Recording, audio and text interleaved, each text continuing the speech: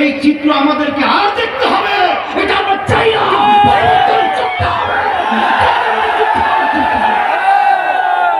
আপনারা জানেন জেলের পরিচালনায় যখন মানুষ রাস্তায় নামতো খুন হতো, ঘরে থাকলে খুন হতো, আয়না ঘরের মতো আইয়ামে জাহিলিয়াতের ইতিহাস এরা হার মানিয়েছে।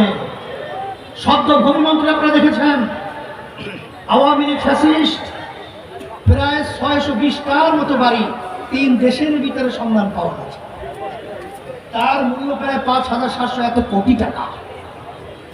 আমি আমার ভাইদেরকে বলবো যে আজকে জমিন দুর্বল রয়েছে, আমরা যদি ফসল এই সুযোগে ঘরে না নিয়ে আসতে পারি তাহলে আবার কত মায়ের কোল খালি হবে, আর আমাদের দেশে থেকে কত পাচার বিদেশে হবে, আর হাজার হাজার লক্ষ লক্ষ ফ্যামিলি মিথ্যা কেসের মাধ্যমে তাদের সংসার ধ্বংস হবে। এটা কি আমরা আর দেখতে চাই? আর যদি নাই চাই দুনিয়াতে শান্তি আখেরাতে মুক্তির লক্ষ্যে আওয়ামী লীগের শাসন আমরা দেখেছি, বিএনপির শাসন দেখেছি, জাতীয় পার্টির শাসন দেখেছি, কিন্তু যে দেশের মধ্যে আজানের স্বপ্নে বাচ্চাদের ঘুম ভেঙে যায়, আজানের স্বপ্নে বাচ্চারা মায়ের করে ঘরে যায়, যে দেশের জুমার মসজিদে মসজিদে ধরে নাম, সেই দেশের মধ্যে আব্রাহাম লিঙ্কন, লেনিন, চার্লসের ইতিহাস অনুযায়ী আমাদের দেশ চলবে, এটা হতে পারে না।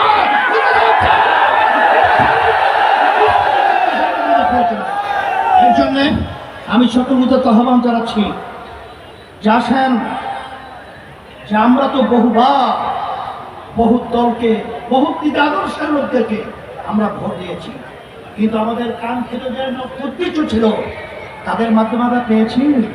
যদি নাই পেয়ে থাকি আমি সকলকে আহ্বান জানাবো, আসেন আজকে বাংলাদেশের মধ্যে যারা ক্ষমতা প্রেমিক রয়েছে, দেশ প্রেমিকরা আমরা একত্রিত হয়ে এই ক্ষমতা প্রেমিকদেরকে এই বাংলার মাটি থেকে ওদের শিকার উপড়িয়ে বঙ্গোপসাগরে নিক্ষেপ করতে হবে।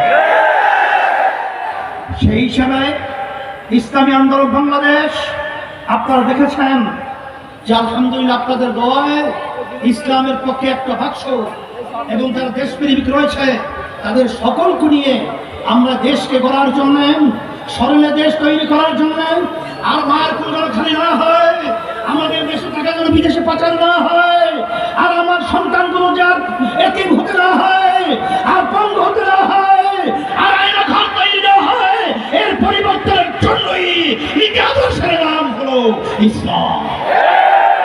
আর পিয়ার পদ্ধতি নির্বাচন আপনারা শুনেছেন যে এর মাধ্যমেই বাস্তবতা হলো প্রতিটা ভোটারের ভোটের মূল্যায়ন হবে।